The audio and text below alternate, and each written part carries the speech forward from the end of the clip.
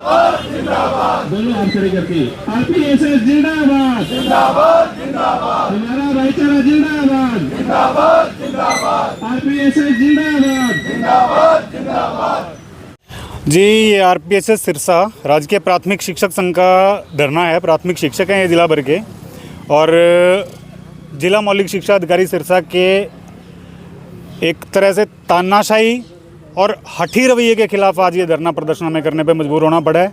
3:30 बजे तक का स्कूल का समय होता है, ठंड का समय है, किसी को शौक नहीं था, लेकिन बार बार इनके समक्ष मांगें रखी गई।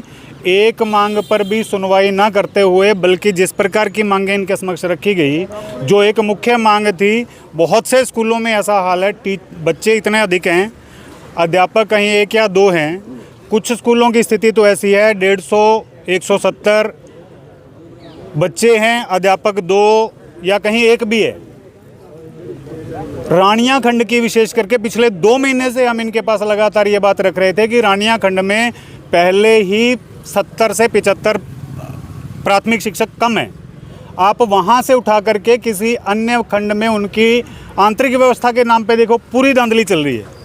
आंतरिक व्यवस्था का नाम देके 2 महीने के लिए एक स्कूल से उठा के दूसरे स्कूल में भेजते हैं, 2 महीने बाद फिर उस ऑर्डर को एक्सटेंड कर देते हैं अगले 2 महीने के लिए।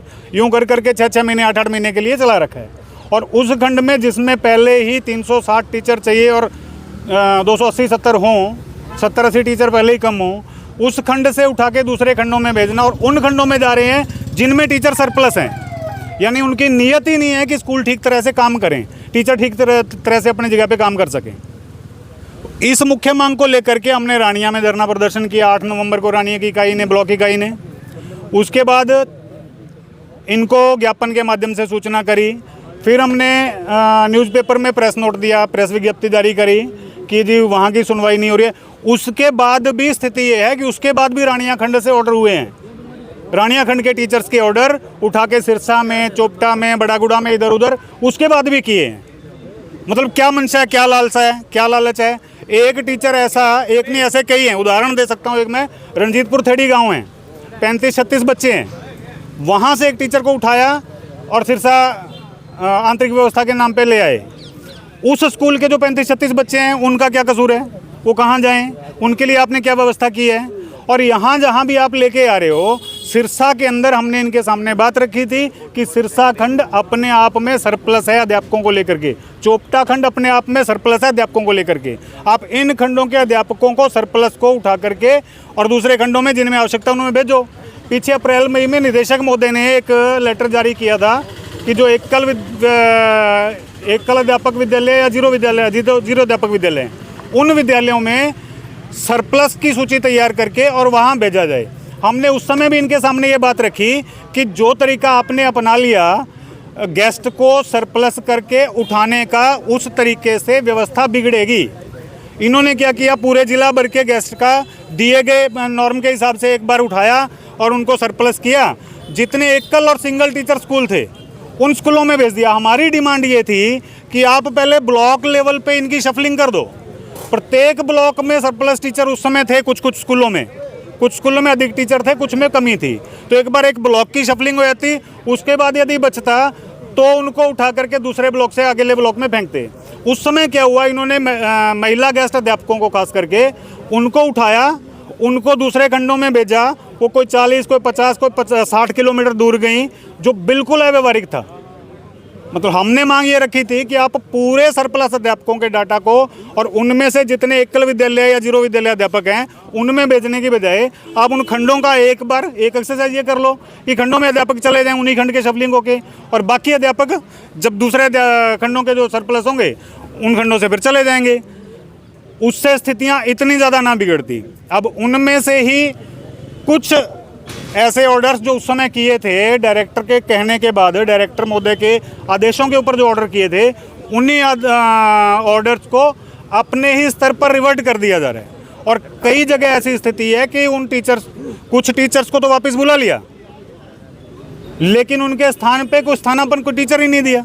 वहाँ स्थिति इतनी बुरी हुई पड़ी है। रानिया के नाथोंवाला डेरा एक स्कूल है, 17 पोस्ट सेंक्शन है, वहाँ 6 अध्यापक हैं कार्यरत। 17 पोस्ट सेंक्शन है, इसका मतलब कम से कम 550 बच्चे हैं वहाँ। 6 अध्यापक है, कैसे पढ़ाएंगे? ऐसा ही जीपीएस रानिया, जीपीएस रानिया का हाल है। अभी अभी कालांवाली की सूचना मिली है, कालांवाली गांव में 165 बच्चे हैं जीपीएस कालांवाली गांव में। बच्चे 165 और अध्यापक कितने हैं? 2। उस स्कूल की व्यवस्था कौन देखेगा? क्या वो आपके अधिकार क्षेत्र का स्कूल नहीं है? जीपीएस रानिया में, जीपीएस कालांवाली गांव में 125 बच्चे हैं, अध्यापक कितने हैं? 2। वहाँ से भी एक अध्यापक को उठा करके आपने कहीं और डेप्यूट कर दिया, तो उन स्कूलों की व्यवस्था कौन देखेगा? जिन स्कूलों में 6 या 7 का स्टाफ है और उतने ही बच्चे हैं, मान लो कि स्कूल में 7 का स्टाफ है, पूरे जिला में कमी अध्यापकों की हम मानते हैं, लेकिन इतनी अव्यवस्था तो ना हो, इतनी अव्यवस्था कि एक टीचर 50, 60, 70 बच्चे लेकर के बैठा है, तो वो पढ़ाई थोड़ी हो पा रही है। हमारी ये मांग है कि इस बात को सुना जाए।